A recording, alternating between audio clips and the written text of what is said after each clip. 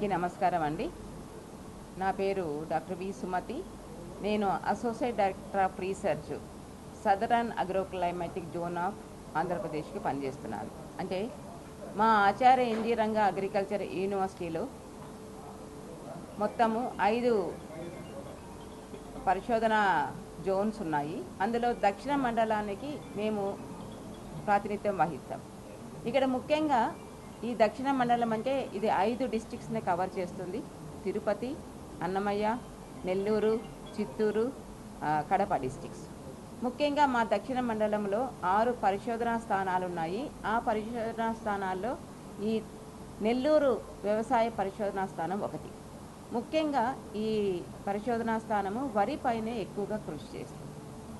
నెల్లూరు వ్యవసాయ పరిశోధనా స్థానము 1933లో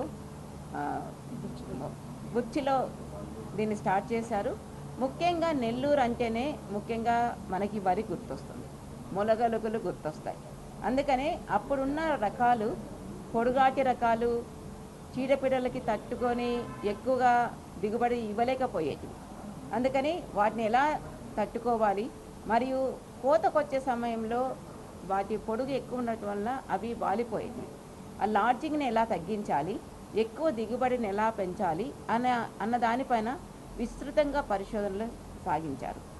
ఆనాటి నుండి ఈనాటి వరకు మనకి షార్ట్ డ్యూరేషన్ వెరైటీస్ వచ్చాయి, లాడ్జింగ్ రెసిస్టెంట్ అంటే కోతకు ముందు పడిపోని రకాలు వచ్చాయి, స్వల్పకాలిక రకాలు అంటే ముందు అన్ని 150 రోజులు మించి ఉన్న రకాలన్నీ 120 రోజుల వరకు మనం తగ్గించుకోగలిగాము.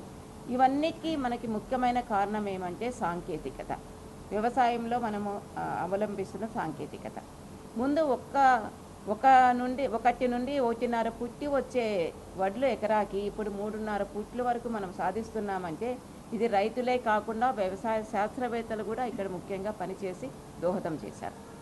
ఈ విధంగా ఈ వరి పరిశోధనా స్థానం నుండి మనకి దగ్గర 30 రకాలు ఇక్కడ నుండి రిలీజ్ చేశారు. ఒక రకం రిలీజ్ చేయాలంటే ఒక శాస్త్రవేత్తకి చాలా కృషి అవసరం. దాని బ్రీడింగ్ మెటీరియల్ని పెట్టి దాన్ని బ్రీడప్ చేసిన తర్వాత డిఫరెంట్ స్టేజెస్లో టెస్ట్ చేసిన తర్వాత 7 నుండి 8 సంవత్సరాలు మినిమం పడుతుంది. అటువంటిది వివిధ రకాలైన పంటలలో మరియు వరిలో ముఖ్యంగా ఇక్కడ 30 రకాలు విడుదల చేశారు.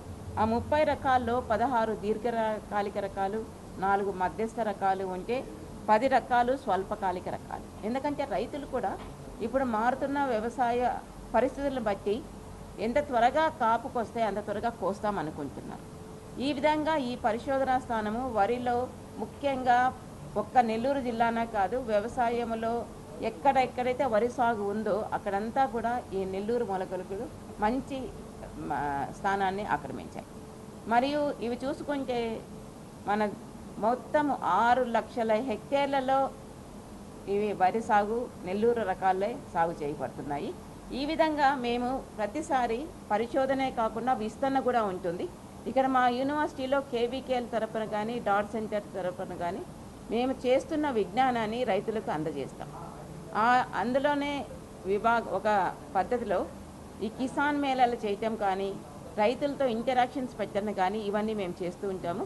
ఈ నెల 14వ తారీఖున అంటే శుక్రవారం రోజు మేము ఇక్కడ కిసాన్ మేళా కండక్ట్ చేస్తున్నాం. ఈ కిసాన్ మేళా అన్నది దక్షిణ మండలానికి సంబంధించిన 5 జిల్లాల ముఖ్యమైన ప్రతినిధులు ఉంటారు. ముఖ్యంగా ఈ వరి పరిశోధనా స్థానం వాళ్ళు ఇందులో ముఖ్యమైన పాత్ర పోషిస్తున్నారు.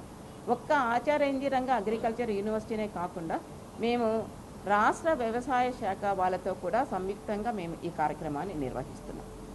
మా యూనివర్సిటీ నుండి మేము ముఖ్యంగా మా యూనివర్సిటీ హానరబుల్ వైస్ ఛాన్సలర్ అయిన శారదా జయలక్ష్మి మేడం గారిని మరియు విస్తరణ మరియు పరిశోధన సంచాలకులైన శివనారాయణ గారు మరియు పాలడుగు సత్యనారాయణ గారు కూడా విచ్చేస్తున్నారు.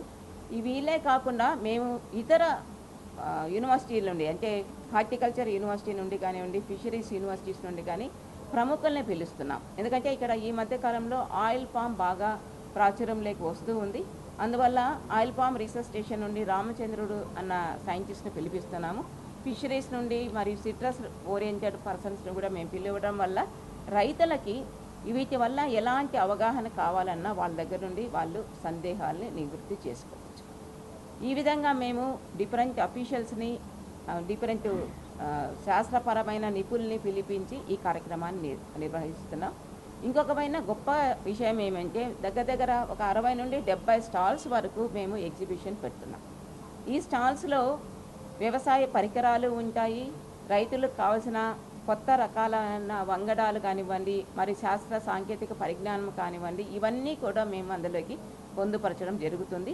60 నుండి 70 స్టాల్స్ అంటే రైతులకి చక్కటి అవగాహన కలిగించడానికనే మేము వీటిని పెట్టిస్తున్నాము.